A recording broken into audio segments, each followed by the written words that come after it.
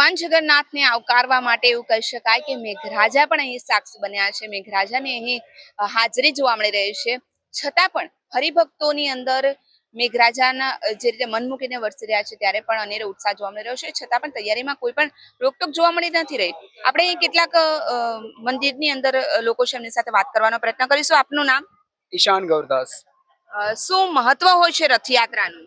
રથયાત્રાનું મહત્વ એ છે કે ભગવાન શ્રી કૃષ્ણ જ્યારે દ્વારકાથી કુરુક્ષેત્ર ગયા હતા, જ્યારે આ સમાચાર મળ્યા ત્યારે વૃંદાવનથી પણ બધા ભક્તો ગોપિકાઓ બધા જઈને ભગવાનને ઇન્વાઇટ કરવા ગયા અને પછી ભગવાનનો રથ ખેંચીને બોલાવતા હતા કે પ્લીઝ તમે વૃંદાવન આવી જાઓ. તો એ જ રીતે એ સિગ્નિફાઈ કરીને આપણે જ્યારે રથયાત્રામાં દોરડું ખેંચીએ છીએ ભગવાનના રથનું, ત્યારે ભગવાનને આપણે આપણા હૃદયમાં ઇન્વાઇટ કરીએ છીએ. અને એવું પણ કહેવામાં આવે છે શાસ્ત્રોમાં કે રથે તું વામનમ દૃષ્ટવા પુનર્જન્મ ન વિદ્યતે. જે પણ વ્યક્તિ ભગવાનને એકવાર પણ રથ પર આરૂઢ થયેલા દર્શન કરે છે એને ફરીવાર જન્મ પ્રાપ્ત નથી કરવો પડતો. એ જન્મ મૃત્યુના ચક્રમાંથી મુક્ત થઈ જાય છે. ઇસ્કોન દ્વારા કેટલા વખતથી રથયાત્રાનું આયોજન કરવામાં આવે છે? એટલે પ્રભુપાદજીએ 1966 રથયાત્રા અરેન્જ કરી હતી, 66-67, અને પછી દર વર્ષે શરૂ છે. તો ઓલમોસ્ટ લગભગ 60 વર્ષથી આ રથયાત્રા શરૂ છે. દેશ વિદેશમાં આખા પૃથ્વી પર અલગ અલગ જગ્યાએ રથયાત્રા ચાલુ છે. આ વખતે રથયાત્રામાં શું વિશેષતા હશે? લોકોને શું વિશેષ જોવા મળશે? આ વખતે ઉત્સાહ બહુ જ વધારે છે. આ વખતે રથયાત્રામાં અમે પ્રસાદ વિતરણ વધાર્યું છે. 5 લાખ બુદ્ધિ પેકેટ્સ પ્રસાદ રેડી કર્યા છે. અને રથના સમાપન બાદ અહીંયા મંદિરે 15,000 ભક્તો માટે ફૂલ મીલ અરેન્જ કરવામાં આવ્યું છે. પ્લસ રથની પાછળ અલગ અલગ ભગવાનની લીલાઓની ઝાંકી હશે. 13 ઝાંકીઓ છે. દામોદર લીલા છે, માખણ ચોરી લીલા છે, ભગવાન શ્રી રાધા અને કૃષ્ણ ઝૂલન યાત્રા. તો અલગ અલગ જે વસ્તુઓ આપણે જોઈશું ડાયરોમાં, એનાથી આપણી ચેતનામાં બહુ કૃષ્ણ ભક્તિ ઉજાગર થશે. પ્લસ આ વખતે ઘણા બધા અલગ અલગ જગ્યાએથી ભક્તો આવે છે. ઓડિશાથી પરમ પૂજ્ય ભક્તિ ગૌરવ સ્વામિનારાયણ મહારાજ આવે છે. પછી વૃંદાવનથી પરમ પૂજ્ય વૃંદાવનચંદ્ર મહારાજ આવે છે. તો બધા વરિષ્ઠ ભક્તોનો સંગ મળશે. અને કીર્તન પાર્ટી ચાલશે, કારણ કે જે 4 યુગ છે અલગ અલગ, સતયુગ, ત્રેતાયુગ, દ્વાપર અને કલિયુગ, દરેક યુગમાં ભગવાનને પ્રાપ્ત કરવા માટે, ભગવાન સાથે સંબંધ જોડવા માટે એક અલગ અલગ પદ્ધતિ હોય છે જેને કહેવાય છે યુગ ધર્મ. અને કળિયુગમાં યુગ ધર્મ છે હરિનામ સંકીર્તન. કલી કાલે નામ રૂપે કૃષ્ણ અવતાર.